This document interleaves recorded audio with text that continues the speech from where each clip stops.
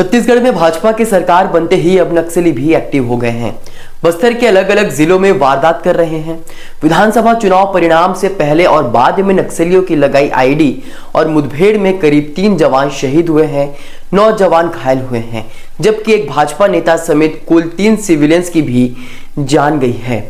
विधानसभा चुनाव से ठीक पहले केंद्रीय गृह मंत्री अमित शाह कई बार छत्तीसगढ़ आए थे। उन्होंने कई सभाएं भी की थी। कई मंच से उन्होंने कहा था कि प्रदेश में भाजपा की सरकार ला दो, सरकार को बदल दो, हम चुटकियों में नक्सलवाद खत्म कर देंगे। हालांकि इस मामले में जमकर सियासत भी हुई थी। अब नई सरकार बनने के बाद नक्सली लगातार अपनी उपस्थिति दर्ज करवा रहे हैं। बस्तर आईजी सुंदर राजपी की माने तो बस्तर में नए कैंप खुलने से नक्सली बौखलाए हुए हैं। तो चलिए अब जानते हैं कि आखिर नक्सलियों ने कब और कहां किस तरह की वारदात की है। चुनाव परिणाम से ठीक एक दिन पहले 2 दिसंबर को दंतेवाड़ा जिले के बासुर इलाके में आईडी ब्लास्ट की चपेट में आने से सीआरपीएफ के 2 जवान जख्मी हुए थे। जवानों को मामूली चोट आई थी। दोनों की स्थिति फिलहाल ठीक है।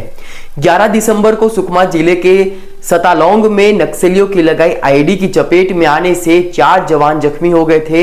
इनमें से 2 को ज्यादा चोटें आई थी, जिन्हें रायपुर रेफर किया गया था। अन्य 2 जवानों की स्थिति ठीक थी, जिनका कैंप में ही उपचार किया गया।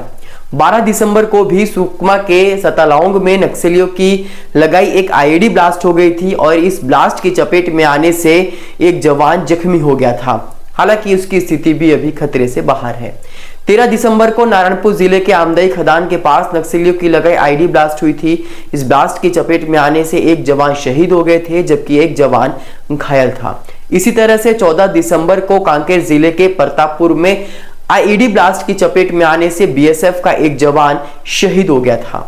17 दिसंबर को सुकमा जिले में मुठभेड़ हुई और इस मुठभेड़ में सीआरपीएफ के एक एसआई ने अपनी शहादत दी, जबकि एक जवान घायल है। घायल जवान का उपचार चल रहा है। इसके अलावा नारायणपुर के आमदई खदान के पास नक्सलियों ने फोर्स को नुकसान पहुंचाने के लिए आईडी प्लांट कर रखी थी। 24 नवंबर को इस आईडी की चपेट में आने से 2 मजदूरों की मौत हो गई थी, जबकि एक मजदूर घायल हो गया था। इसके अलावा 9 दिसंबर को छोटे डोंगर इलाके में नक्सलियों ने भाजपा नेता कोमल मांझी की हत्या कर दी थी। इस पर माइंस की दलाली करने का नक्सलियों ने आरोप लगाया था। नक्सलियों ने 2 से 8 दिसंबर तक अपना PLGA यानी पीपुल लिबरेशन गोरिल्ला आर्मी सप्ताह मनाया था। बस्तर के जंगलों में नक्सलियों ने एक बड़ा आयोजन किया था, जिसमें करोड़ों रुपए के इनामी हथियारबंद नक्सली भी मौजूद थे। नक्सलियों ने PLGA सप्ताह के आयोजन की वीडियो भी जारी की थी और अपनी ताकत दिखाई थी। वहीं 3 दिसंबर से पहले तो नक्सली सक्रिय थे ही, लेकिन छत्तीसगढ़ में विधानसभा परिणाम आने और सरकार बदलने के बाद ज्यादा एक्टिव हो गए हैं। आम जनता से लेकर फोर्स और नेताओं को नक्सली लगातार निशाना बना रहे हैं। हालांकि बस्तर में फोर्स भी अलर्ट है।